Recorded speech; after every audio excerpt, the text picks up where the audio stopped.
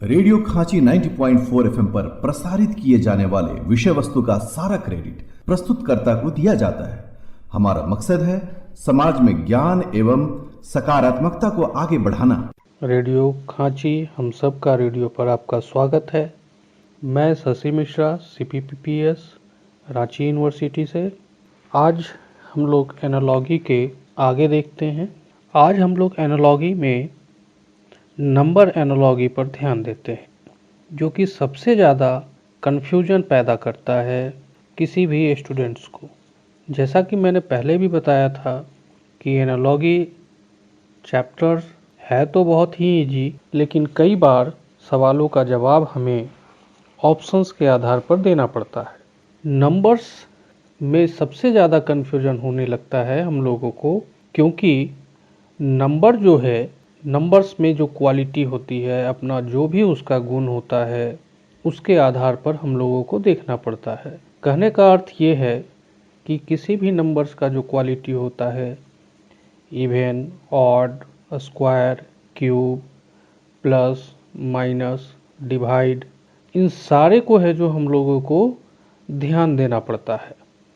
और कई बार ऐसा हम लोगों को लगता है कि एक से ज़्यादा भी ऑप्शंस उसमें पॉसिबल होते हैं। तो उस सिचुएशन में हम लोगों को करना ये होता है कि जो इजी यानी जो सिंपल फॉर्मेट है, उस सिंपल फॉर्मेट के आधार पर हम लोग उसको टिक आउट करते हैं कि कौन सा ऑप्शंस होना चाहिए। जैसे हम लोग कुछ एग्जांपल्स देखते हैं आज। पहला क्वेश्चन है 2:3 प्रोपोर्शन 23 रेशियो व्हाट। क्वेश्चंस फिर से सुने। 2:3 समानुपात 23 अनुपात क्या। अब देखो यहाँ पर होता क्या है कि जनरली जो चार टर्म में एक टर्म क्या होता है, वो हम लोगों को पता करना होता है। और मैथ्स के अनुसार हम लोग देखते हैं कि ये जो प्रोपोर्शन होता है, समानुपात, यानी अगर हम लोग एक सिंपल फॉर्म में अगर बात करें तो A/B समानुपात C/D हो, तो हम लोग मैथ्स के अनुसार देखते हैं A/B बराबर C/D, अर्थात A का गुणनफल D और B का गुणनफल C। लेकिन रीजनिंग में ऐसा कुछ नहीं होता है। रीजनिंग में किसी भी एक टर्म का रिलेशन किसी भी दूसरे टर्म से हो सकता है। कहने का अर्थ ये है कि हो सकता है कि पहले टर्म का रिलेशन दूसरे से हो, या पहले टर्म का रिलेशन तीसरे से भी हो सकता है, या पहले टर्म का रिलेशन चौथे से भी हो सकता है। अर्थात अगर पहले का दूसरे से रिलेशन देखेंगे तो तीसरे का चौथा से देखना पड़ेगा। पहला का अगर तीसरा से देखते हैं तो दूसरा का चौथा से देखना होगा। अगर हम लोग उसी तरह से हम लोग यहाँ पर ध्यान देते हैं कि किसी भी एक का रिलेशन किसी भी दूसरे से हो सकता है, लेकिन जनरली जो होता है वो पहले का रिलेशन हमेशा दूसरे से देखा जाता है।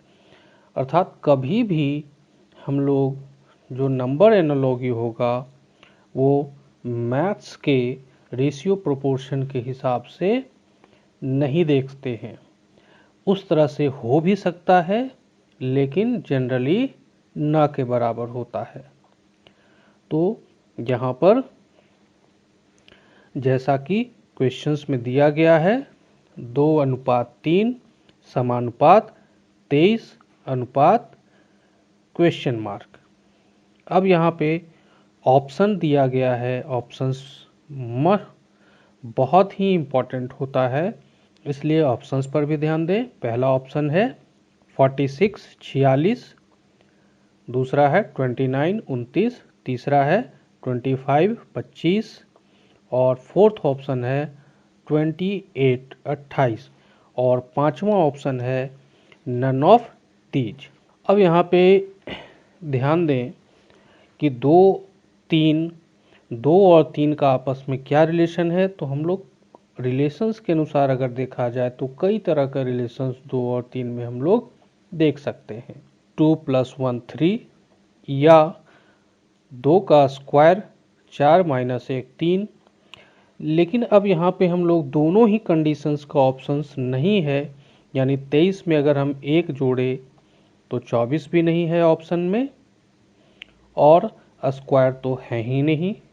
ऑप्शन देख करके ही समझ में आ रहा है।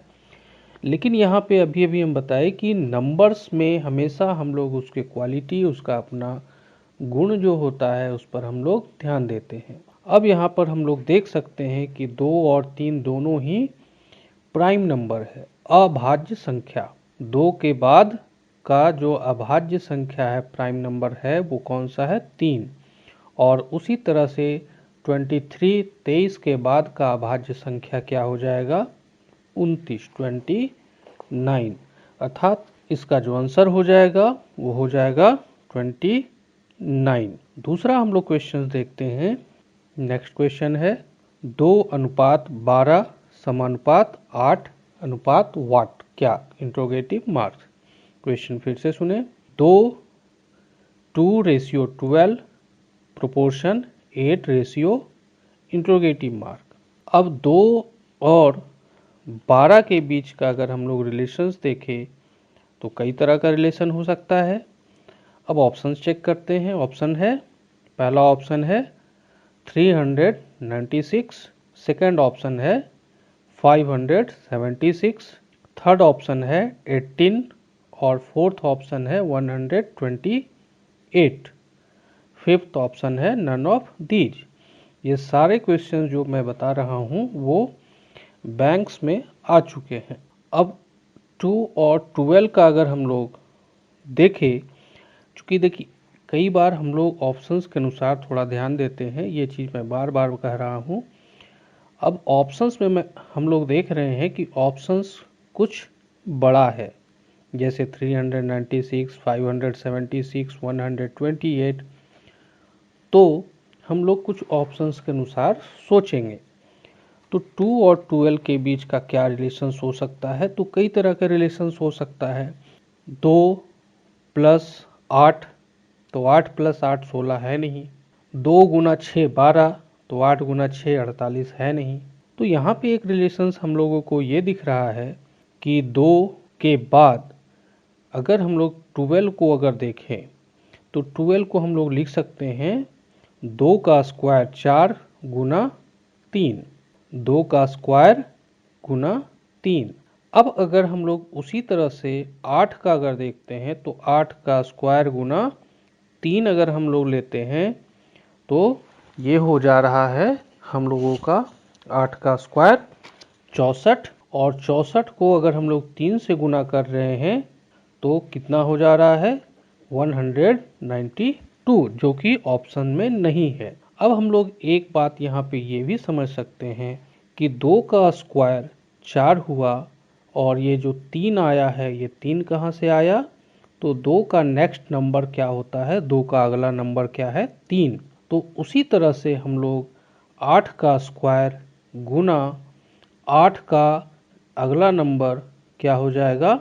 9, यानी 64 × 9 बराबर 576, जो कि 576 जो कि ऑप्शंस में दिया गया है, और इसलिए हमारा ऑप्शंस क्या हो जाएगा? 576, यानी ऑप्शन 2। उसी तरह से नेक्स्ट देखते हैं हम लोग।